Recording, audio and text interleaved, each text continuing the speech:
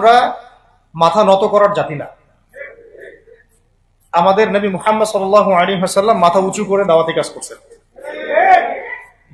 মার খেলেও কখনো তিনি মাথা নিচু করেন নাই। সাহাবায়ে কেরাম রাদিয়াল্লাহু আনহুম আজমাইন মাথা উঁচু করে দাওয়াতের কাজ করছেন, কারো সামনে মাথা নত করেন নাই ইল্লাল্লাহ, আল্লাহ ছাড়া। মার খেয়েছেন, হিজরত করতে হলে হিজরত করেছেন, কখনো মানুষ গালি দিয়েছে, গালি সহ্য করেছেন, হয়েছে দেশ ছাড়তে হয়েছে, দেশ ছাড়ছেন। আবার কখনো ইসলামী রাষ্ট্র কায়েম করতে হয়েছে, রাষ্ট্র কায়েম করছে। জিহাদ করার দরকার, জিহাদও করছে। কেতালের দরকার, কেতালও করছেন। আস্তে আস্তে মক্কা বিজয় করছেন, করেন নাই? সিরাত পড়তে হবে, সিরাতের ধারাগুলো আমাদেরকে বুঝতে হবে। সংখ্যালঘু নির্যাতন তো হচ্ছে ভারতে, ভারতের এক একটা মসজিদ তারা ভাঙতেছে এখন। এটা এটা এটা একটা লক্ষণ। আস্তে আস্তে ওর মানচিত্র মসজিদের মতোই ভেঙে খান খান হয়ে যাবে ইনশাআল্লাহ।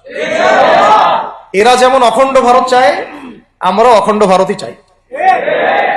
আমরা চাই অখণ্ড ভারত হবে কালিমা লা ইলাহা ইল্লাল্লাহ মুহাম্মাদুর রাসূলুল্লাহ। আপনারা তো মনে করেন যে ভারত আমাদেরকে ঘিরে রাখছে, তাই না? আসলে ভারতকে আমরা ঘিরে রাখছি। এই দিক থেকে আমরা, এই দিক থেকে চায়না, এখান থেকে নেপাল, এখান থেকে ভুটান, এখান থেকে মায়ানমার, এখান থেকে পাকিস্তান, আর তার চেয়ে বাপ আছে আফগানিস্তান। আছেন আফগানিস্তান? ওদের সাথে কেউ পারছে এই পর্যন্ত? আফগানের ভাইরা নিজেদেরকে গড়ে নিচ্ছে, এখন গোছাচ্ছে। এখন কথা হচ্ছে, আমরা একটা কাপুরুষতার পরিচয় দিচ্ছি। নেপাল ওকে টাইম দেয় না, ভুটান টাইম দেয় না, মায়ানমার টাইম দেয় না, চায়না তো দেয়ই না, আর আমরা তাকে একেবারে প্রভুর আসনে বসায় রাখছি। আমরা কি দিছি?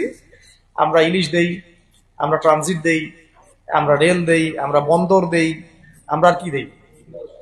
গ্যাস তো দেই মাশাআল্লাহ। তারপরে পণ্যগুলো তো দিচ্ছি, গার্মেন্টস দিয়ে দিচ্ছি, আমাদের প্রশাসনের মধ্যে লোকজন দিয়ে দিচ্ছি, কর্মী শ্রমিক দিয়ে দিচ্ছি। এই জন্যই তো বলি, কেন সে স্ট্যাটাস দেয় যে এই স্বাধীনতা তার স্বাধীনতা।